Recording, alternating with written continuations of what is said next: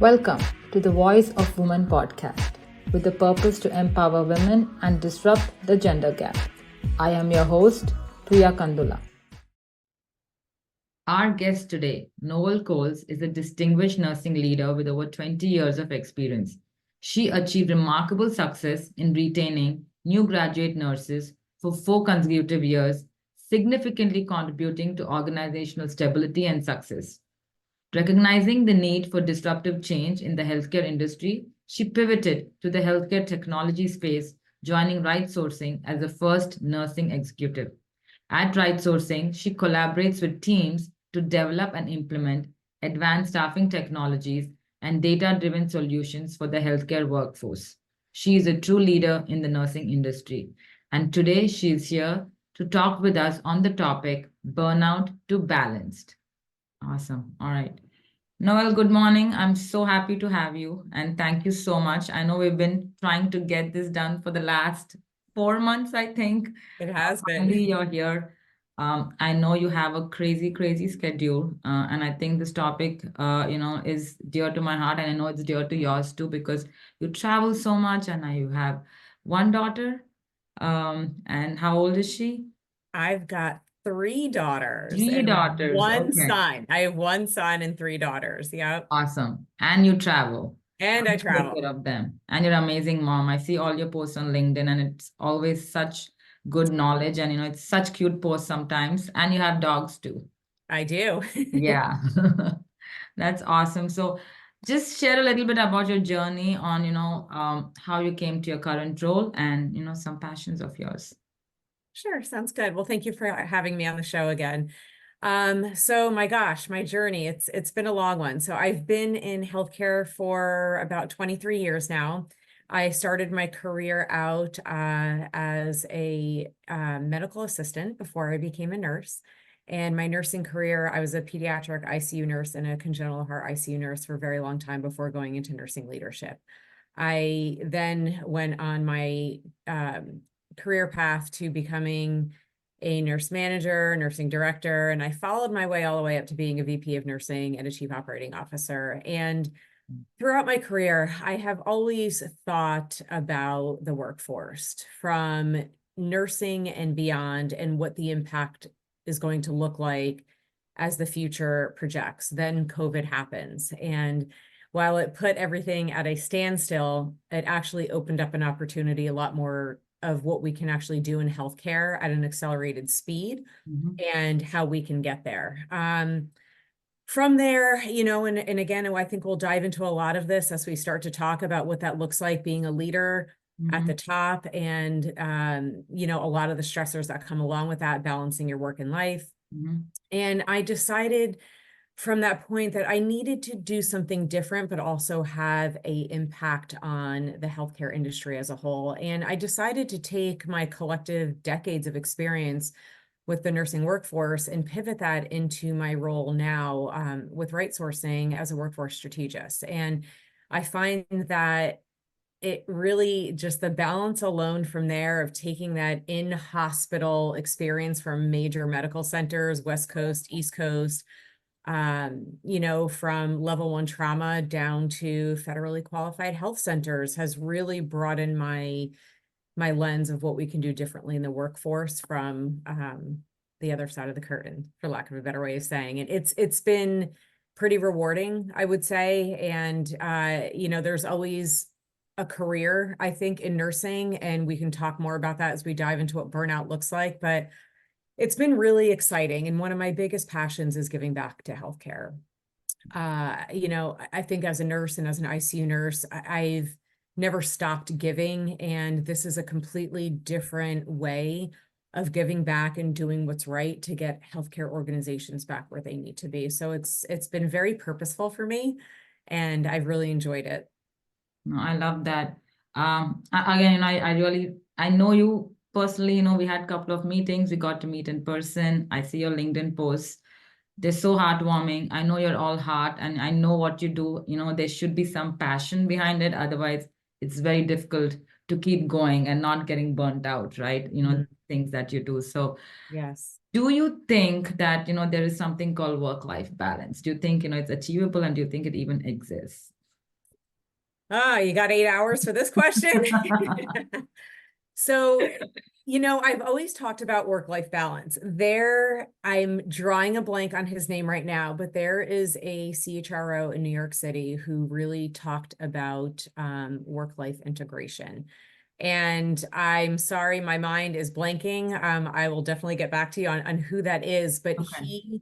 I was very intrigued, and he caught me in a moment when he talked about what work-life integration looks like. Because oftentimes we become harder on ourselves when we try to balance work and life. And when I think about my work life, in my former role, when I served as a CNO, there really is no balance because your job is 24/7. And whether that's holidays, nights, weekends, you're in a position where you have to respond.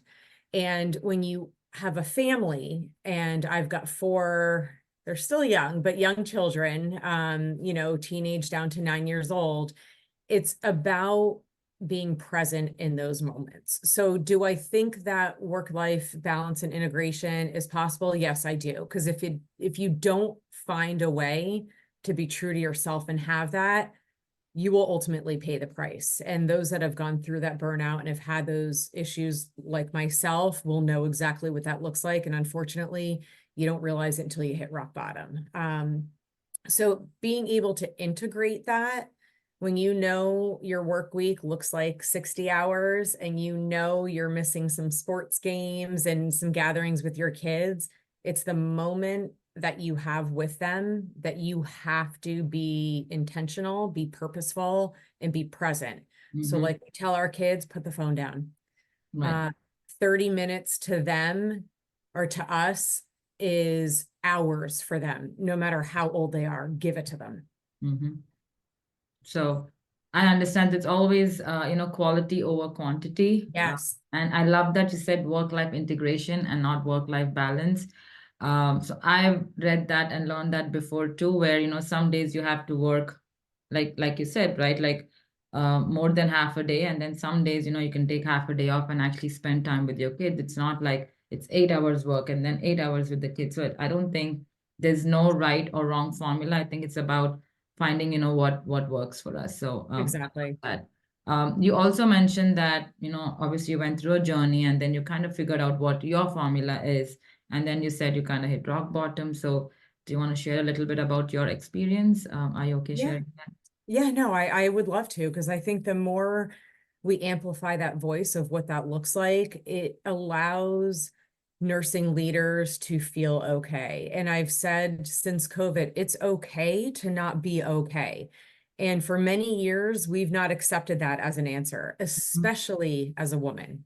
Mm-hmm. And, there has always been this thought in our heads, because we have this weighing negative side of ourselves that we're so critical on, that we have to overperform. We have to do this because we have to prove something. No, we don't. But why do we think that way? And so my sort of epiphany hit roughly around COVID. Prior to COVID, I was in an accident and I broke my leg pretty badly that I needed surgery. And I actually had to learn how to walk again. And at the time, I was running an entire pediatric service line in a healthcare center. And just to get back to work, with it being around the holiday season, was enough stressors for me because I wasn't present. And then to find out that there's this thing called COVID-19 that started to come around, and the significant impact we already started to see in Boston around February of 2020, I said, I have to get better faster. I have to learn how to walk faster. I have to do all this. And did I really have to? No, because I needed to take care of myself, but myself wasn't a concern to be. My staff and our patients were. Yeah. So I went back to work probably 5, 6 weeks earlier than I should have, with a cane, 10 out of 10 pain, smiling, because our job is to be there for others. And I could not have them go through something without me not being there. Yeah. not taking into consideration I was going through something myself. Right. And the impact from that accident and the PTSD that came along with it just sort of folded on top of turning a pediatric ICU into an adult COVID ICU, and having to go through things like that, having more triggers on top of it. And it was a few months into that I started having these, what I didn't think were anything at the time, these almost subconscious type of panic attacks that I ignored, because those don't happen to nurses. We're fine. Nothing's ever wrong with us, right? I'm a mom, I'm a nurse. We have a job to do, and that doesn't exist in our world. Yeah. So I believed that for a very long time. And it wasn't until I started to have like serious night sweats, I would wake up with nightmares. And I had this vision of literally running off the hospital building into the ground. Mm-hmm. And I would jump up, and I said, this is not okay. And for it to take that long for a nursing leader to realize that you're not okay is not okay, period. Right. And the moment that I realized when I broke was on Mother's Day of 2020. And it was my husband who said to me, I'm worried about you. That's all it took. He noticed something was off. Because I'm never a person, we are never people, mothers, wives, Mm-hmm. nursing leaders. That's all I can describe as myself. We're never people that you have to worry about. Yeah. And I knew in that moment, with all of these symptoms that I was having and collapsing at work and ending up in the emergency room with what we thought was a heart attack was a severe panic attack, I knew I was not okay. And I had to take a step back from my career. Wow. So I think we're in a really good place now that we can avoid situations like that from happening, but it's so important to remember and take in those subtle signs with yourself. Don't get to that point where you hit rock bottom before getting to a point where you can take care of yourself. Well, thank you so much for sharing that. And Yeah. again, true leader, right? I mean, you went through that and then you came back and you're sharing your story. So thank you so much for that. On that note, I really want to ask, why do you think we women have that I must do it all mindset, right? Like, why don't we stop? Why don't we ask for help? Like, what do you think goes on inside our head? Oh my God. If I had the cure for that, I would be rich and famous. Yes. I think over time, there is always this, I almost want to say like this genetic predisposition in women versus men. You go back to the cave eras, right? A man's job was to go out and hunt and bring home food, and a woman's job is to do everything else. Yeah. And I feel that has been ingrained and embedded into the culture of women, because it doesn't matter where you are in the world. That's the same feeling that a woman has Yeah. anywhere in the country, regardless of what culture you're from. And will that ever change? Probably not. Honestly, I think that there's a reason for it, and women are warriors. We are fighters, and we give birth. We have children. Mm-hmm. There's a lot to that, and I think that it goes back to your question of balance. Mm-hmm. There's got to be a way that we can balance out, knowing that we are strong, we are here to do a job, and we can do it, but we can do it at the same speed, level, and fight as any other gender that's out there. Right. No, That's tough. I mean, you imparted so much knowledge, but just answering that question, I think really it goes back to the cavemen, how, we are just predisposed, just Yeah. genetically, to just be caretakers, right? And it just comes naturally to us. But I know you also said that, we have subtle signs that, along the way, which, we start to ignore. and just put it under the carpet. Mhm. So what do those signs look like? So what can women do to say that I think, I see those signs, and be aware of them instead of just, pushing it under the rug? I'll say one of those signs, honestly, is your own intuition. There is a voice inside us that we all know and we all have. We choose to ignore it. Mm. Don't ignore the voice. Yeah. Be brave and look it dead in the eye, because that's the voice that's always telling you to keep going when you know in here in your heart that you should stop. Mm. And no one else is going to define that or know that better than you, because women are really good at faking anything. We can put on a smile, we can get through whatever it may be. But at the end of the day, deep in here that you need to stop. But the piece of that, when you look at burnout and you look at pulling back, is this ultimate fear of failure within Yeah. yourself. Yeah. And many women, including myself, will deny that that's even a thought, but it's there. There's this fear of failure if you take a step back because you couldn't achieve it.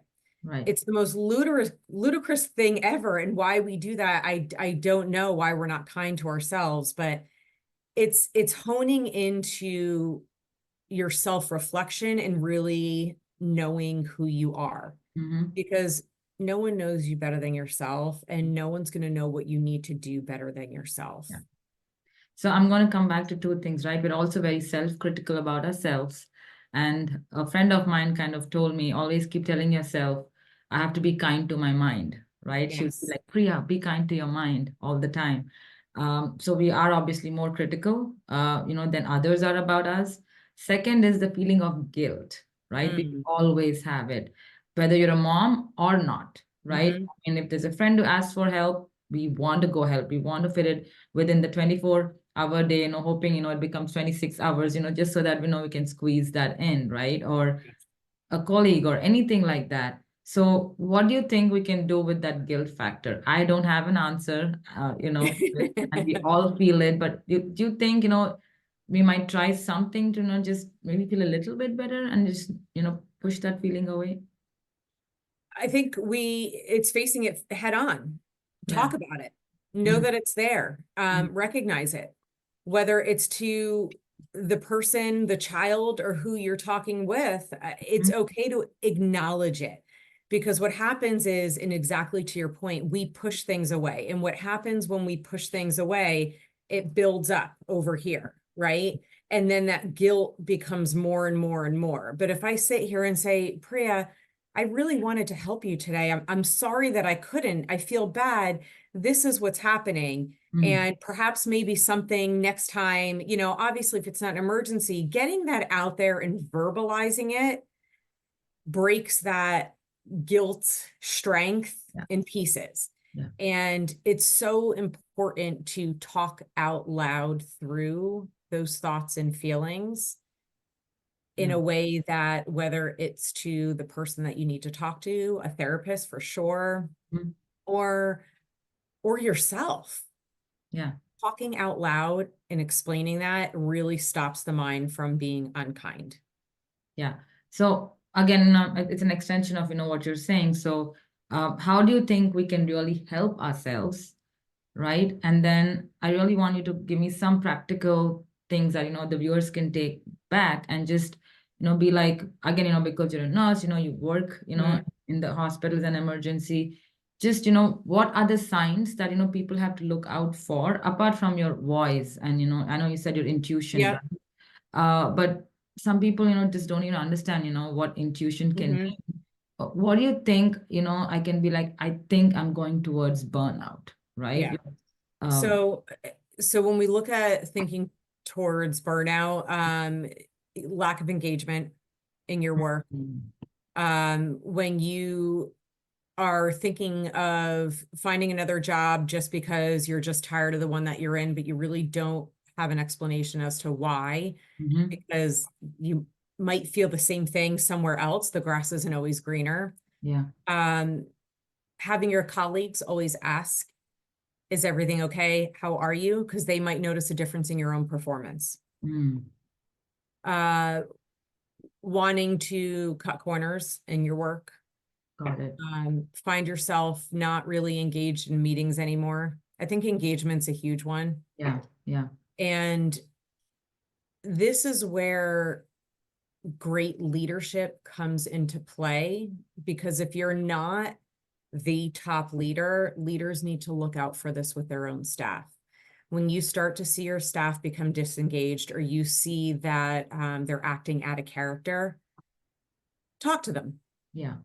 Yeah. Because oftentimes there is something going on within them, and it may not necessarily be the job, but if you address them as a human, as a person, not only are you stopping them from having these thoughts, Mhm. you might get them the help that they need, and you've also retained an employee at the same time. Right. Yeah. Sleeping in, not wanting to wake up, Sleep is a big one. Yeah. those are huge. Finding yourself eating at your desk all the time now. If you used to go out and eat with friends at lunch is another one. Mm. I love that. And how do you think, we can start to recharge ourselves when, we start to see this burnout? Right?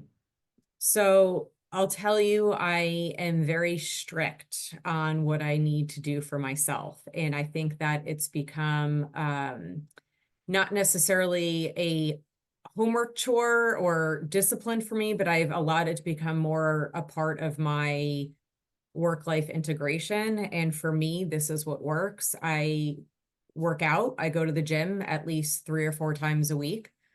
Once a month, I get a massage. Yeah.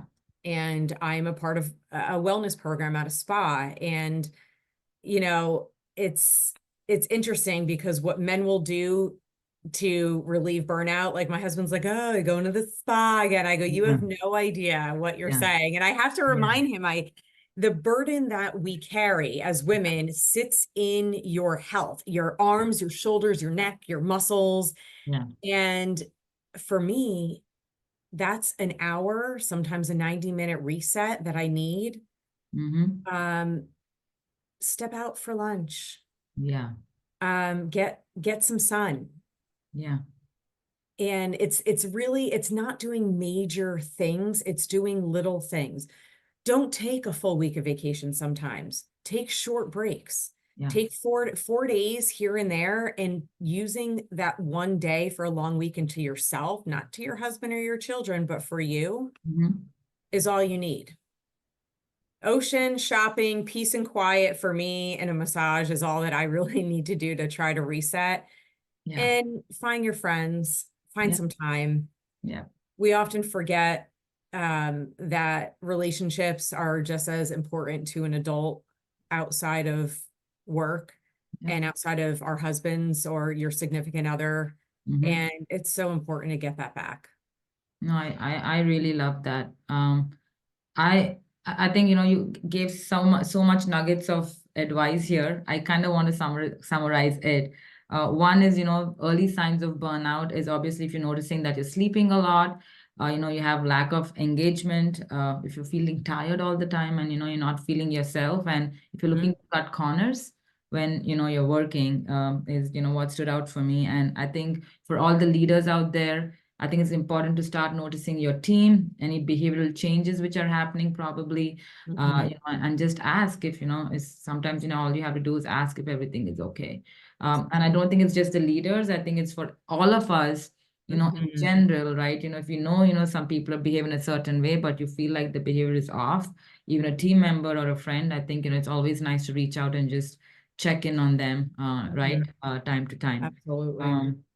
And how we can recharge, obviously prioritize ourselves.